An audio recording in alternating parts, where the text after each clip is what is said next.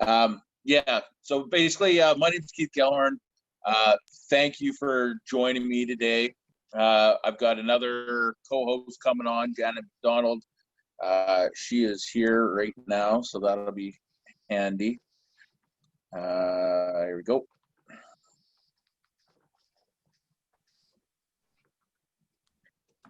Hey, Janet. Hello, I'm here. That's good. We got it all figured out. I always do Zoom off my phone because every time I do it on the computer, something buggers up on it. So, Okay. so we're just starting anyways. There's a whole whack of people that were interested, but I'm going to record it anyways. So if whoever doesn't join us or joins late, we'll just record it. We'll stick it back on the page, and then we can use it for whatever we want down the road. Sure. Sounds good. So, yeah, so I've got a couple people here. We've got Kaylin and Caden who've joined us. I'm not sure if you two, Kaylin, can you hear me at all? Yeah, I can hear you. Awesome. Can you tell me are you a student? And if so, what's your reasoning for coming to listen to this stuff today? Yeah, I'm a student. I'm going into grade 10. Just kind of trying to learn about as much as I can. Okay, that's awesome. I love the Keeners. Thanks, Kaylin. Yeah. And Caden, are you listening or are you on mute? Might just be hanging out in the background. You guys are welcome. I just want to put this out there. You're welcome to ask questions kind of as we go along. This is more like an interactive conversation rather than a webinar because those are no fun at all. So if you do have questions that come up, let me know. So I'll just give you a little bit of a background about myself. So I'm just chilling on the couch because I've been doing this for forever here. Here, one second. I got all these people that can't figure out how to join the webinar, which is a pain in the butt. So with that being said, I'm going to send this out to the people. Janet, can you introduce yourself if you don't mind? Sure. Okay, right now you mean? Yeah, if you could do that. I'm just going to. Okay, well, I'm Janet MacDonald. I'm a former university admissions officer as an assistant registrar of admissions at Dalhousie University and an admissions officer at University of British Columbia in Vancouver. And I started my business, MyCampusGPS, because over the years of working with thousands of students, high school students, I've discovered that many of them didn't know a lot about scholarships. And many of them were missing out on funding for post-secondary. And that really bothered me. And so I knew something about scholarships and they needed to know stuff about scholarships. So that's why I started my business to provide that service. So what I do is I help high school students and their parents to find scholarships and then to make their best applications for scholarships. I work, as you can tell, I work with high school students who are entering post-secondary, mainly university. But the work that I do and kind of the information that I provide to students in high school is actually like the tips and techniques and strategies are actually applicable on a lot of scholarships for students in university as well. So even though the group I work with is high school entering university, you know, the things that I can help you with are often universal for all kinds of scholarships. I don't know if Keith is still with us or not. Oh, I'm here. Okay, you're frozen on my screen. Yeah, no, I'm here. I'm just trying to invite these people. Can't figure out how to get on. So just bear with me. People are saying they can't join. I don't know what the heck's going on. Maybe what I'll do then, Keith, is if I could just provide some foundational information about scholarships. The thing, I guess maybe to frame the conversation, when I talk about scholarships, I'm talking about education funding that's given by an organization. That organization could be a university or a college, or it could be, you know, a community group or a bank or something like that. But it's education funding offered by an organization, and it's based on merit. And what that means is that the student must do something to earn the scholarship. So, you know, sometimes that's grades, although grades are not always required for all scholarships. But you would have to, for example, write an essay or, you know, do something to earn the scholarship. The difference between scholarships and bursaries, bursaries are also education funding offered by an organization, a university, a college, or, you know, external kind of organizations. But bursaries are based primarily, if not exclusively, on demonstrated financial need. So there's not usually a merit component to bursaries. So that's the main difference between a bursary and a scholarship. So Keith, do you want me to keep rambling here, or would you? No, I'm coming back. Just Okay. I can't figure out why people can't get on this, and it's not my problem. If they can't figure it out, it is what it is. There's bigger fish to fry here. I think a lot of people might not realize the link is on the Facebook. Yeah, it is. It is there.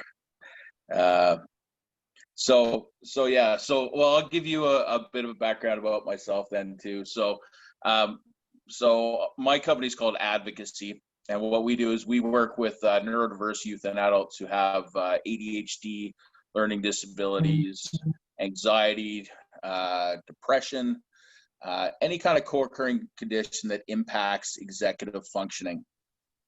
So what that means is people who struggle with things like organization, time management, emotions management, communication skills, accommodations, assistive technology, anything like that to help you be more successful, both in the classroom and beyond. And how we help is we get funding through grants. So on the grant side of things, so if you were to go into post-secondary, for college, university, trade school, whatever it happens to be, and you self-identify as a student with a disability, there's two ways to qualify for funding to come back to work with us. One way is to go through student loans, and so that's called the post-secondary disability grant for students with permanent disabilities. There's two grants there. One is just for having a disability. You can qualify in general for up to $2,000 per year that comes right off your tuition. This year, if any of you guys are going back this year and you're looking for supports for your disability as well, because it's online, the government has bumped that to $4,000 a year. So it requires you to apply and qualify for student loans. You don't actually have to take any, you just have to qualify for a minimum of $1 worth of student loans, and you're good to go. And then there's also the services and equipment grants, which are actually up to $20,000 a year that you can qualify for. And so that how that breaks down, it goes into services, which are things like note takers, writing tests in a private room, extra time on exams, working with a coach like myself, or tutoring, or what have you. That's usually the least interesting side. The more interesting side revolves around the equipment. So there's $1,500 that you can get towards a laptop and a printer or a tablet. You can get money for all kinds of assistive technology, like $350 towards noise canceling headphones, speech to text, text to speech technology. There's a whole bunch of different things there that you can request. You can even get things like your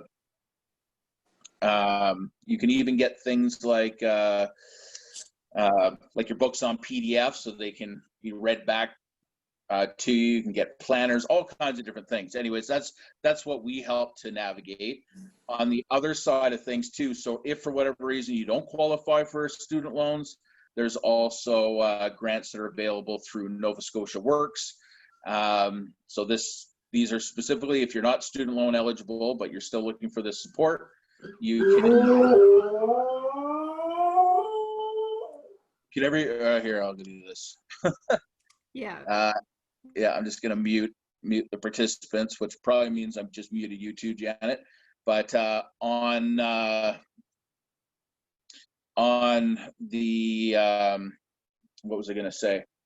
Yeah, so if you aren't student loan eligible and you want to get in through Nova Scotia Works, so keep in mind we are based, both Jan and I are based in Nova Scotia. I'm not going to only talk about Nova Scotia. We're talking about like Canada-wide, and scholarships are really meant for anybody for that matter. But if you happen to be in Nova Scotia and don't qualify through student loans, you can also get funding through Nova Scotia Works, and that'll help pay for any of your accommodations. They can help pay for school. There's funding to go back to work. There's all kinds of different options available there, including, again, funding to come back and work with us. So I'm kind of like the funding guru. Janet is more of the scholarship guru. So with that being said, Janet, you had mentioned that a lot of the scholarships are based in merit. Can you tell us more about that?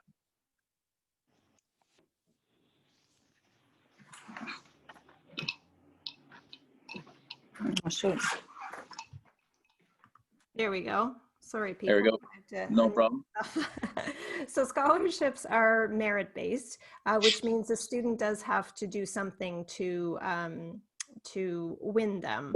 So a lot of students think that this means grades only, but that's not always the case. Sometimes grades are required. Of course, with university scholarships or college scholarships, they are going to have your grades because, you know, when you apply, you send in your transcripts. So grades are always required for university and college scholarships. But for scholarships that are outside of the university, so that's all of the other ones, banks, insurance companies, community groups, your employer, all of those other ones, they may or may not have a grade requirement on them. And often the ones that are external to the university, they're more interested usually in your community involvement versus your grades. So if there are grades that are required, it's probably more like a 75% or something like that versus, you know, really high grades. So other ways that, you know, you earn the scholarship would be maybe it's an essay contest. So you have to write an essay. In that case, no grades, you know, if it's just an essay contest, then that's usually a great option for some students because there are no grades that are required. There's no, you know, volunteer specifications with that, no references, activities, and all of that sort of stuff. You just have to write an essay. But the bottom line is for scholarships, it is something that you do have to earn in some way. Okay, when you're saying that there's ways that you can earn them, can you tell a little bit more about what kind of expectations a lot of the scholarships will have, like around, like what is it? What do you mean about do you need to volunteer? Or is it different kinds of work that you're doing in the community? Can you just tell me a little bit more about that? Yeah, so a lot of them are focused on some kind of volunteerism or community involvement of some kind.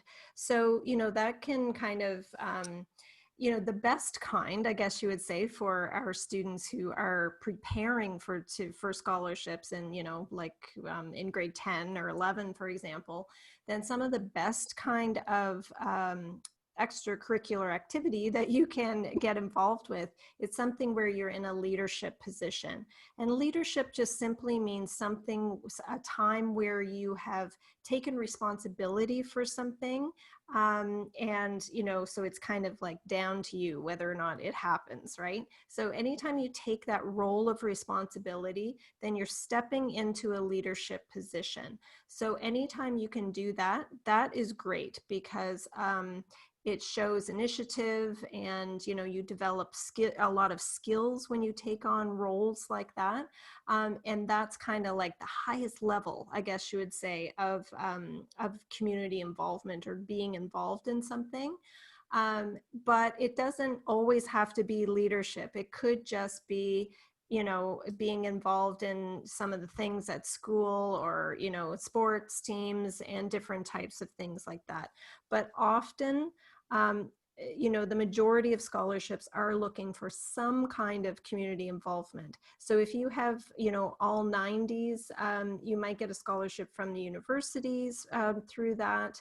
But if you don't have any volunteer work at all, or any kind of, you know, demonstration that you've contributed to your community, then you won't qualify for a lot of scholarships. I wanted to speak to that point as well. Most of you guys that are on this don't know my backstory at all, but I was a horrible student. So when I graduated grade 12, I skipped 131 classes in grade 12, and my highest mark was a C. So, and then I went to university, I bombed out of that. And then I went into the trades, did okay at that, but went back to school really late in life. And I decided to apply for some scholarships in my first year back. And what I did in those scholarships, well, first of all, just to put it in context, I was the only one in the school who applied for anything. So this was up at Nova Scotia Community College up in Truro. I was the only one that applied. And I used a formula to apply for it. So my formula was, I talked about my crappy past, my transition to now, and where I was heading in the future. I completed 7 scholarships in one day. I did all of them, used my hyper focus to get through it. And I got, I think it was $6,000 in, 6 hours worth of work. And then I used that same formula to help other students. Again, it was kind of a twofold. I was doing a lot of volunteering. I'm not going to lie and say that I wasn't. I volunteered for about 12 different organizations at that point, plus running all my other stuff. But I started using that same formula with students with disabilities as well. So again, talking about the struggles they had, whatever they did to overcome it, and where they were headed in the future with that. And over the years, our students have got over $100,000 in scholarships. And I want to tell about a case study of one particular student that Janet did play a role in, because I get all my scholarship information from Janet's page, which is MyCampusGPS.ca, where she posts specifically. Yeah, where do you post? It's always on LinkedIn. Yeah, so I post scholarship opportunities that I come across. I post them on Facebook and on LinkedIn and on Twitter. Okay. Are you still doing your blog? Yeah, I have a blog with lots of free information about scholarships and admissions. Okay, we'll put a link to the blog down below. It's basically MyCampusGPS.ca/blog. Yeah. Perfect. Yeah, it's loaded. So I want to give you an example of a student who followed my advice and Janet's advice. I think you even had a session with him too, right? With Chase, and just knocked it out of the park. So this particular student was very akin to my heart, had a bunch of challenges when he was younger. He got himself kicked out of Bridgeway Academy, a private school for kids with challenges, to put it mildly.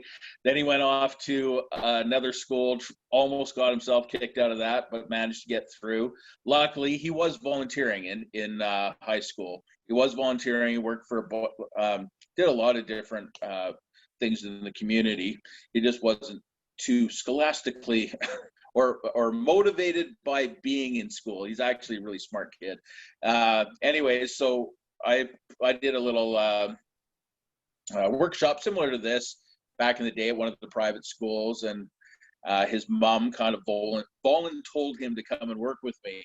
And so I held a spot. The way we do it, we meet with students same day, same time every week throughout a minimum of a semester at a time. First 2 weeks he shows up, second week he goes missing, third week he goes missing. By the fourth week, I go to the school and I said, I'm really worried about this kid. Where is he?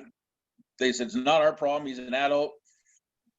Don't care, essentially. So I tracked him down, got him back on track. He missed a bunch of work. He was way behind and he was at risk of getting kicked out.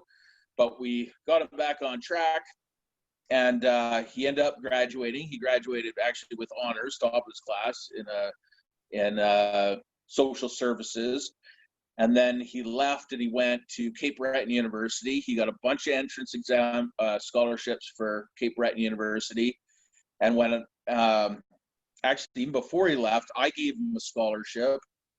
We got another one through a community organization that I had gotten, I think it was like a $2,500 scholarship through before. I saw they had something for like a volunteer of the year award or something like that. And he'd done a little bit of work for me. So I called them up and I said, this guy should get it. And, a week later, out he walks with $2,500. Goes off to Cape Breton University, and he's just recently got into Laurier University. Actually, he graduated from Cape Breton University, top of his class, honors with distinction. But in that time, like 2 years ago, you posted the RBC one. That was like a community, person for RBC. Literally all it took was I sent him an email. I said, Chase, you got to apply for this. What's the last paper you wrote? He took a paragraph out of the last paper he wrote, sent it over to me. I did a couple edits. We fired it off. 2 weeks later, he finds out he gets $10,000. So that particular student who was on track to get nowhere, he's got $35,000 in scholarships to date so far. He just got into a master's program, like I said, at Laurier University for community psychology, and he continues to win scholarships. And it's doesn't require a ton of effort. Like, he volunteered for me, maybe, like a couple hours a month type thing when we were hanging out. And but I wrote him an amazing cover or a reference letter, and went to bat for him. So everybody thinks it's going to require like hundreds and hundreds of hours worth of commitment, and that's not it. It's more about what you're doing and why you're doing it for the future to help you move forward. Would you agree with that, Janet? Absolutely. And I loved what you said about how you were the only student who, was applying for these scholarships. Yes. Now, I'm not going to sit here and say that there aren't competitive scholarships, because there are. Some of them are very competitive, but there are many that are probably not nearly as competitive as what you assume they are. So, I'm contacted every year by organizations who ask me to advertise their scholarships because it's a week away from the deadline and they don't have any applications for them. Okay, so some scholarships might not be nearly as competitive as what you think they are. For one thing, if they're smaller organizations, they often don't have these like huge advertising budgets that, they can put out advertisements and all that sort of stuff. They're just a small organization that has a couple $1,000s to give to away, and they have a hard time kind of getting that information out there. Another thing is that, a lot of students, you'll hear, they'll intend to apply. They intend to apply. They have great intentions, but they have no follow through. So if you have the follow through to do this, you're way ahead of a lot of people. If you're thinking it's too competitive, I'll never win, so I'm not even going to apply. How many other students are thinking the exact same thing? they're not applying. So there's, there's part of your competition gone right there because they're not even going to apply. The other thing that the other reason why some scholarships might not be nearly as competitive as what you think they are is because students will apply, even very highly qualified students will apply, and they will be disqualified because they didn't follow the directions. So if you follow the directions and you actually, follow through and make the application, you could actually win the scholarship and not even be the best candidate, because if the best candidates are disqualified, and that type of disqualification, it happens a lot more than what you think. So make sure that you follow the directions exactly and everything, and then just get that application in there, because you never know, how competitive it actually is. I think there was I wanted to ask you too, do you have some, actually, before you talk about that, the really competitive scholarships, I'm going to put a note in about that. So I can't remember which one of these massive ones that I applied for, but I did apply for one and I got shortlisted. It was for basically $10,000 a year for 4 years, plus summer, it was like a placement. I could go anywhere in the world and do a placement. Do you know the one I'm talking about, Janet? Well, there's the Loran scholarship that has it does have internships built into it, and it's the $100,000 one. Okay, I think this was one step below that one, but okay. But I will say, so I shortlisted for it, but I didn't read it all the way through. So here's another thing that would be great for us to talk about. I didn't read it all the way through, so I didn't realize there was actually that section on the placement. So they phoned me up and they said, hey, how are things going? I said, oh, they're going great. And they're like, we love your story. We love what you do. Where do you want to do your placement? And I was like, what placement? Right? I had no idea what they're talking about. And I said, well, I'd be happy to just go to Halifax and run some ADHD support groups.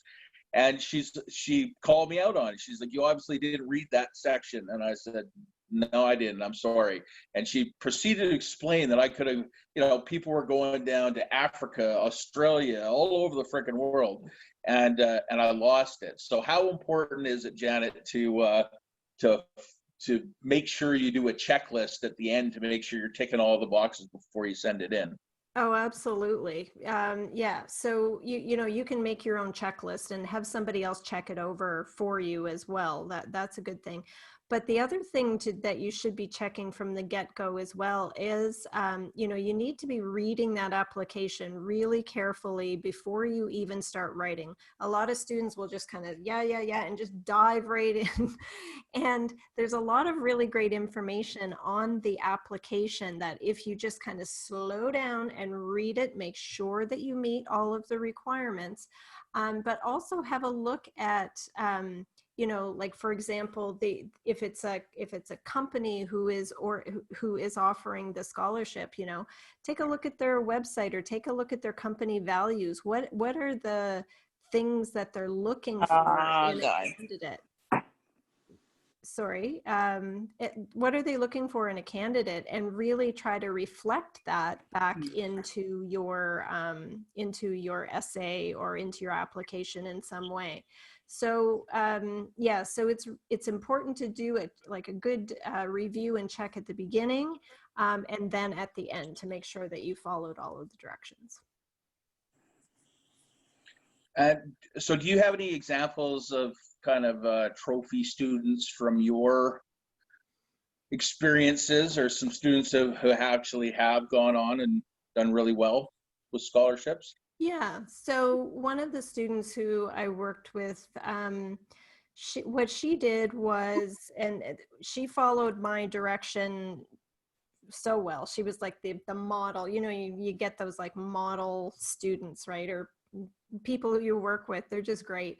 So what she did was she was actually working part-time, and at the beginning of grade 12. And what she did was she cut back on her hours working in her part-time job and devoted that time to finding and applying for scholarships. So what she did basically was kind of left her, like took a temporary leave from her part-time job and making scholarship applications her part-time job. And, you know, if you want to look at it that way, then, you know, in this type of part-time job, you know, you don't have any boss, you know, your boss is, you have your own boss and everything. So what she did was she actually traded in about, you know, probably 40 hours or so at the beginning of the grade 12, and really front loaded. She and I, with my help, she developed some great essay content, and, you know, that she just then reused over and over again throughout the entire year to apply for scholarships. And this is what I tell students to do: get that great master content and reuse it over and over again, because a lot of scholarships, although they're all different, they there are a lot of similarities between many of them. And that means that if you have that great master content, you can reuse, you know, parts of it. Like you said with Chase, you know, take something that he's already created and then kind of tailor it to the specific applications. And that allows you to apply for more scholarships in less time. And, you know, at the end of the day, it's kind of a numbers game. The more you apply for, the more likely it is that you're going to win something. So to make a long story short, she actually, she had won $1,000 before Christmas. Like, you know, she had already won some money. So she was offered over $100,000 in different scholarships during her grade 12 year. Yeah, because she really kind of, you know, she focused and she put the time in to do it. She did a lot of other stuff too. She still had fun. She still, you know, worked on her academics. She still was involved in all of their extracurricular activities, but she just kind of made that her part-time job for a while to do that. And it's a big pay. You know, I can't guarantee the payoff, obviously, but you know, if you have some good background and you put in the time, you know, your return on investment might be similar to hers. Well, put in perspective too. May If you I have intervene? yeah, absolutely. Oh, I'm sorry. I mean, I really appreciate both of your. I'm sorry. I'm trying to translate from French to English here. I'm so sorry. Okay. I'm so sorry. I mean, at the CCNB New Brunswick, but you know what? I'm listening to you guys, and we have the same challenges. As a guidance counselor, I mean, especially this year with COVID, we're just trying to, you know, provide resources. And when I saw that you guys were doing a information session this evening, I was like, yeah, you know, I told my boss I'm gonna put in overtime. No, I'm kidding. No, this is on my own time. But I really appreciate the fact that you guys are doing this, because even in New Brunswick, you know, we're working with, I'm a guidance counselor at the CCNB in Dieppe. And with COVID, I mean, we don't even know what's going to happen. We're told, or we have told, that the students were going to, you know, have a hybrid format. I don't know if that translates well. Yeah. Hybrid. Yeah. Okay. Sorry. Yep. But yeah. But honestly, we don't even know exactly how this is going to go. So, you know, it's kind of hard to provide career counseling, or even, you know, any type of, we all want to be there for our students. That for us is the number one thing. You know, I mean, we want to reassure them. I'm sorry, again, I'm thinking in French and trying to translate in English, but we want to reassure them a lot of our students, or I could say at the CCNB and GEP, we probably have 20% of our students that have diagnosed a learning disability. However, as you all know, that the psychological assessment is only good for 5 years. So this year, again, we have a bunch of students coming in with the assessments that are, that need to be, they need to see a psychologist for a reassessment, only because the Canada Student Study Grant requires it. And if they're not eligible for that grant, well, then we send them to the province. It's a lot of parents don't realize this. So can I ask you, what's the CCNB? Oh, it's like NSCC, but for New Brunswick. Okay, for the community. Yeah. Okay, sorry. We have in New Brunswick, there is like two different things. There's like the NBCC and CCNB, the same community college as NSCC. Yeah. The only thing is that there was the French college and the English college. So yeah, I know it's a bit confusing, but yeah, we do. We have similar programs, but anyway, basically we have the same clientele. I mean, for me as a guidance counselor, I mean, the most important thing is to be able to speak to the prospective students and their parents, and for game plan. That's where we are right now, and this COVID is, and we've had a lot of I'm sorry, I'm thinking again, I'm thinking in French, I'm trying to translate, but we've had a lot of road oh gosh, how do we call that? Road barriers? No, yeah, roadblocks. yeah, Roadblocks. Yeah, sorry. But we're just trying to figure out, because as we all are people that work in post-secondary education institutions, all we want is for our students to be able to feel, a little bit reassured and safe and everything. But with this COVID, it's been really challenging. And a lot of, we have learning strategists at our campus. Yeah. And gosh, it's been a struggle, because we've been trying to reach people through email. I don't know. I think we may have to, shift to a newer platform. I don't know, text the students. Well, I just, in the interest of time, Lisa, I'm more than happy to have a conversation with you if we could do it offline. I can speak to you directly on how to. I'd love that. Some of that, and totally happy to do that. I just wanted to extend it out to anybody else if anybody else had specific questions. And like I said, Lisa, here, I'll give you my email address, and I've got all kinds of ideas on how you can help students. Yeah, and I'm sorry. I mean, you know what? The way I feel like, we're all off work tonight, but we've, decided or chosen to participate in this because we really do care about our students. That's the way I see it. 100%. But in the future, I'm just asking, and I'm not criticizing at all. But you know what? These types of webinars, or any type of live thing, should be part of our regular workday or schedule. Yeah, that's fair. I do this for free.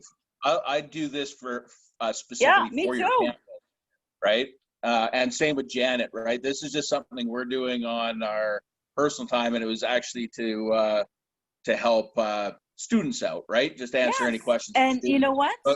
We're the people that are. I'm sorry, I didn't mean to cut you off. But no, all I was saying.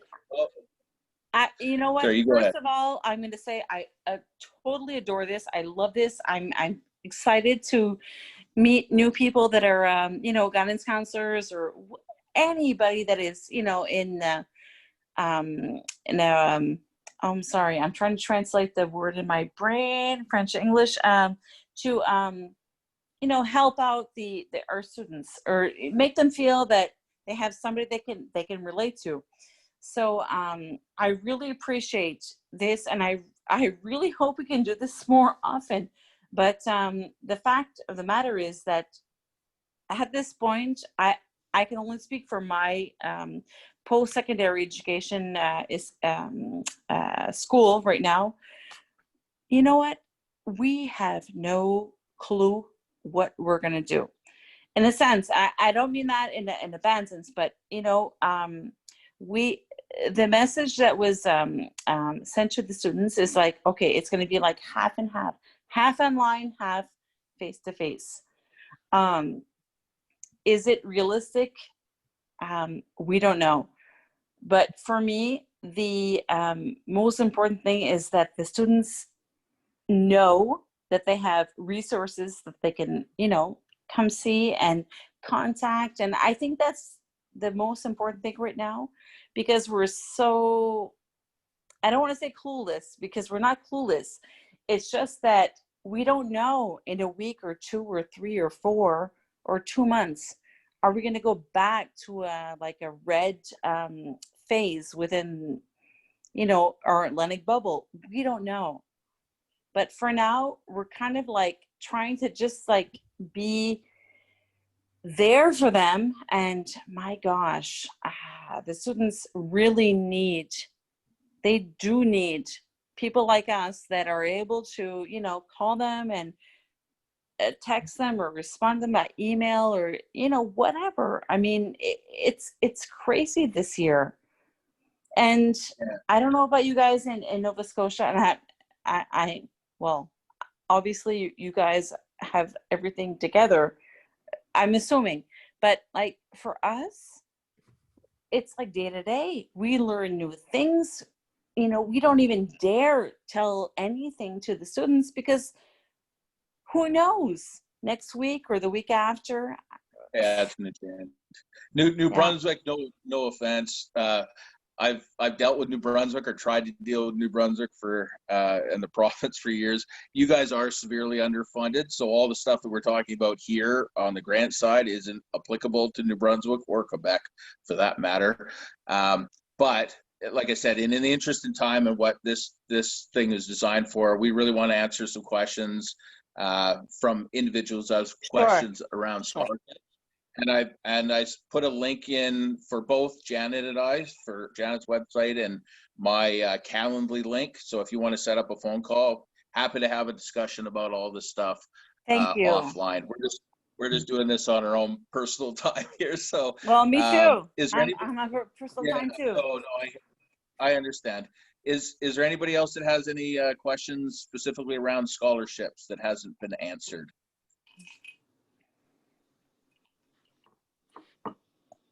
Crickets? Well, I'm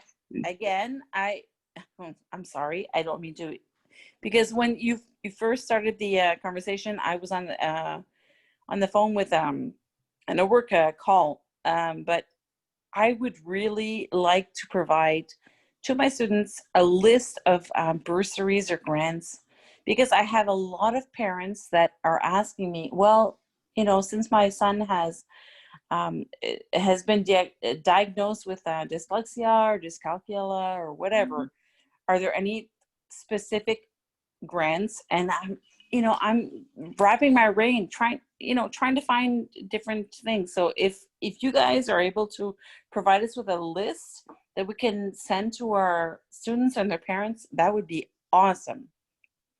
Well, so Jan, do you want to speak to the list? Because I know you have sites, kind of your go-to sites, and so do I. Where are some places people should look? Yeah, so the first place that what students should do is students should get onto, scholarship search engines. So places like scholarshipscanada.com, yconic.com, there's the disabilityawards.ca. you know, these different types of search and platforms, they're search engines. So they curate scholarships for students from, you know, high school into university. And so they have, you know, like thousands and thousands and thousands of scholarships on them. So what the students should do is set up a profile. So they put in information about themselves. And what happens is then the search engine will start to search through all of their scholarships and match the student with scholarships that match their personal profile. So that's the definitely the first place that students should, what they should do at first. And like Janet was saying as well, every company, any of the big companies out there, all of them have scholarships, and even the little guys too. So I'm a little company. I've got myself and 2 staff, and every year I give out $1,000 in scholarships too. They're not official scholarships. It's just whoever I'm coaching, if they put in a good amount of effort, each one of my coaches selects one person from the 25 or so that we coach a week, and we give them out. It's not advertised any place, but it's just, you know, we're seeing a big effort and want to recognize them, right? So I think they're available all over the place, right? You mentioned, yeah, the disabilityawards.ca. That's part of something called NEADS, which is the, what is it called? So NEADS.ca.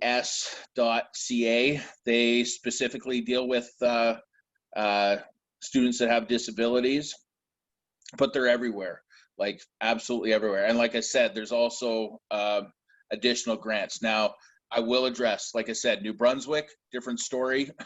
You guys are severely underfunded. All of the like, I've tried to go in and offer my coaching services funded through your province. Doesn't happen. Every other province in Canada, with the exception of Quebec, does, right? So it all kind of depends, like I said, province to province. But on the scholarship bursary side, every college has entrance scholarships and scholarships are provided, and I'm sure you do as well.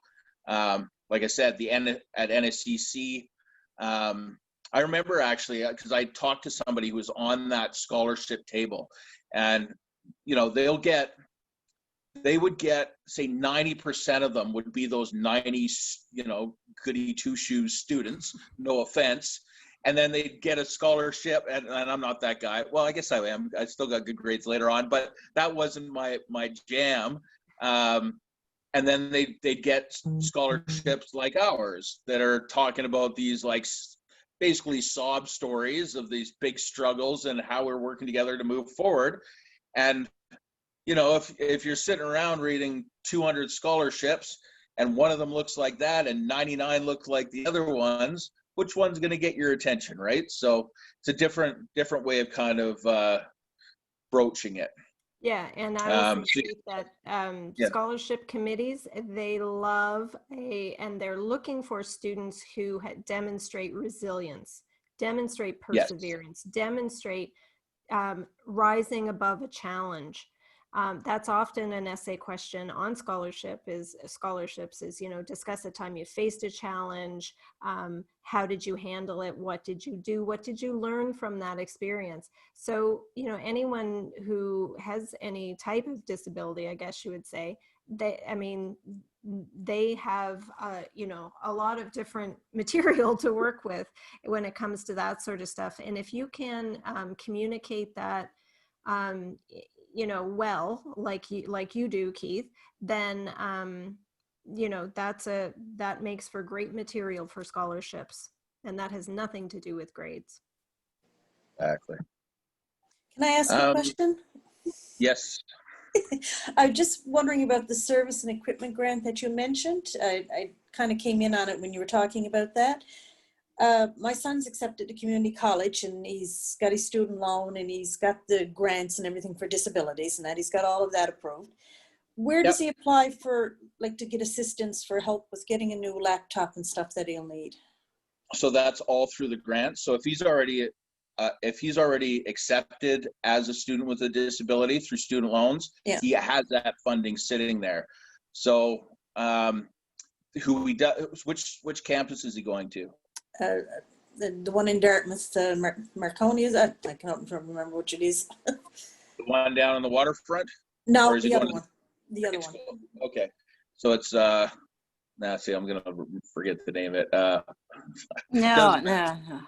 We know which one you're talking about. So anyways, he needs to go in and see Carly. Have you guys spoken to Carly Martin? No. She's the learning strategist on campus. Okay.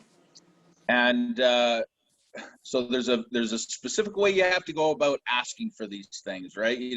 It's not a free for all. So let's say, what program are they going into? Health and occupational health and safety. Okay, great. So he's going to need a laptop. So like I said, you get $1,500 towards a laptop. It might be even up to $800. They've switched some of the pricing around, to be honest. Mm-hmm. But so the way you do it is you call up Carly. You say that, or it's not you call him up. Your son needs to do this. No, he needs to do it. Yeah, he needs to do it. So he asked for a laptop. Is there anything else? Like, what kind of disability does he currently have? Does ADHD, depression, and all of those types of things. All of that counts. Yeah. Right. So there's things like noise canceling headphones. So if you're easily distracted Mm-hmm. by sounds, you can get those up to $350 towards that. There's all kinds of assistive technology. Again, in the chat, if you're interested in talking further about this, I do a free call for half an hour. Happy to talk about all of those services that he can apply for and how to apply for them. Like I said, I'm also funded, or my company, Advocacy, we're funded through those grants on the services side. So like I said, we meet with students same day, same time every week.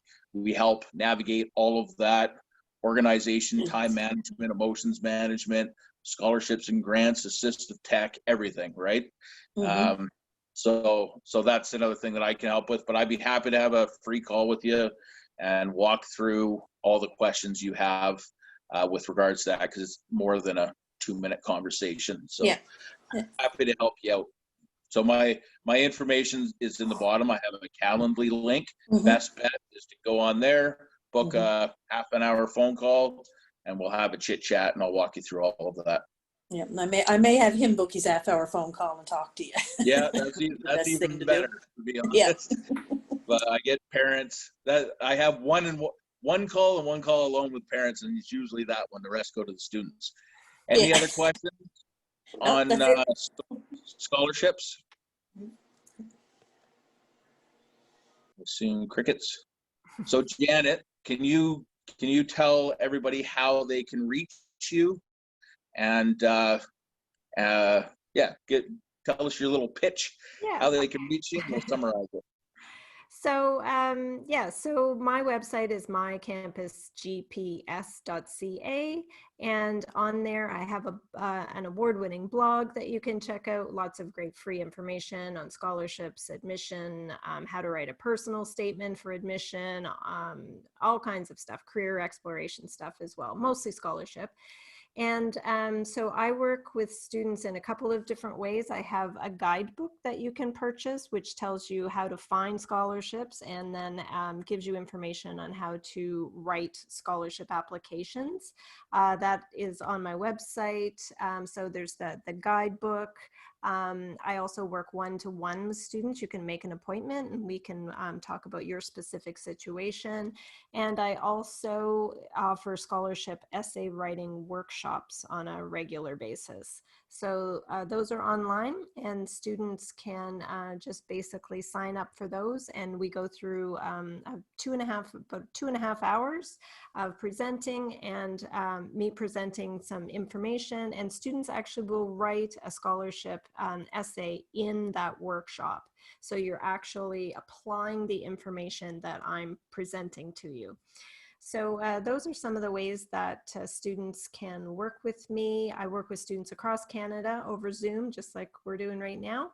And I just love to help students and parents with this process. Do you have a phone number people can reach you at as well? I do. 902 240-9609. And there's a way on my website too, my contact information, that you can make an appointment with me to discuss my services. Yeah. Awesome. So I'll just summarize my stuff as well. So I own Advocacy, and we support neurodiverse students who live with ADHD, learning disabilities, autism, anxiety, and any co-occurring mental health challenge that impacts executive functioning.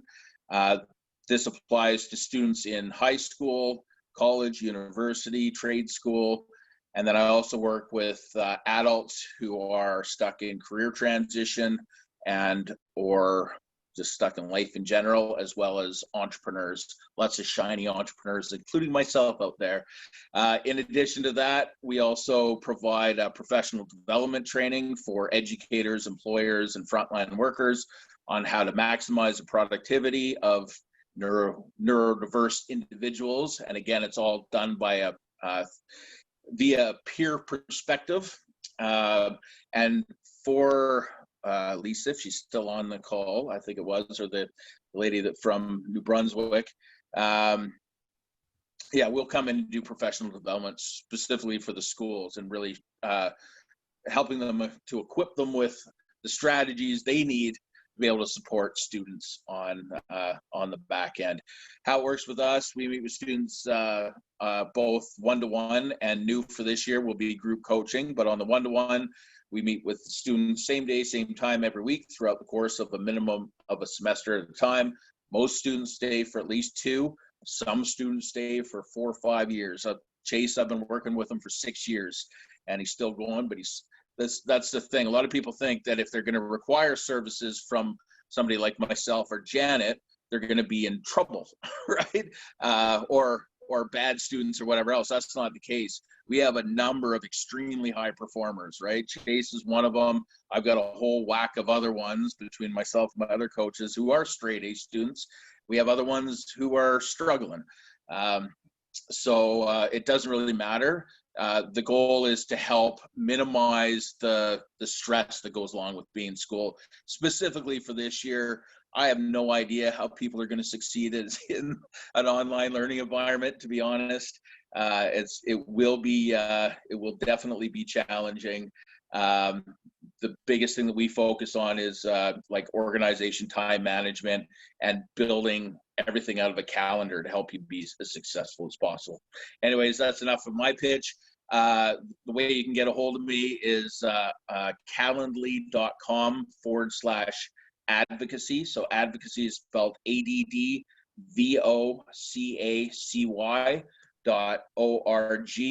I'm going to stop my video, and you can see it right there on the screen. It makes life easier because nobody can spell it. Or you can call me at 902-580-2343, or toll free at 1-833-233-8398. And like Janet, all of our coaching that we do is done either online or through Zoom. And we've got clients, like I said, all over Canada, the States, and we are expanding to Europe, all over the place, to be honest. So location doesn't make a lick of difference. We can help anybody, anywhere. So on that note, only 15 minutes late, which is perfect. We will definitely, feel free to reach out to either of us. This session will be recorded. I'm going to post it on our Facebook page, so you can go back and see it again. And I'm sure Jan and I are going to post it on all of our pages, so you can check it out then. If you do have any other questions, feel free to reach out to either one of us directly. And thank you so much for taking the time tonight to join us. Thanks, everyone. Thank you. I'm going to end the meeting.